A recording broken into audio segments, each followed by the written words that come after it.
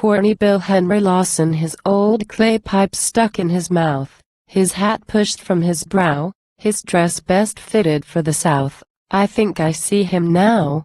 And when the city streets are still, and sleep upon me comes, I often dream that me and Bill are humping of our drums.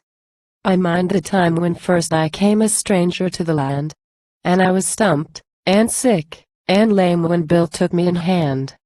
Old Bill was what a chap would call a friend in poverty, and he was very kind to all, and very good to me.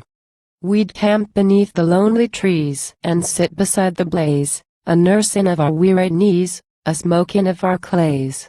Or when we'd journeyed damp and far, and clouds were in the skies, we'd camp in some old shanty bar, and sit a-telling lies.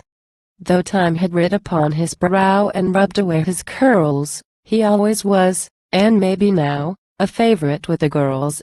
I've heard bush women scream and squall, I've seen them laugh until they could not do their work at all, because of Corny Bill. He was the jolliest old pup as ever you did see, and often at some bush kick-up they'd make old Bill make. He'd make them dance and sing all night, he'd make the music hum, but he'd be gone at morning light a-humping of his drum. Though joys of which the poet rhymes was not for Bill and me, I think we had some good old times out on the Wallaby. I took a wife and left off from, and camped beneath a roof, but Bill preferred to hump his drum a-padding of the hoof.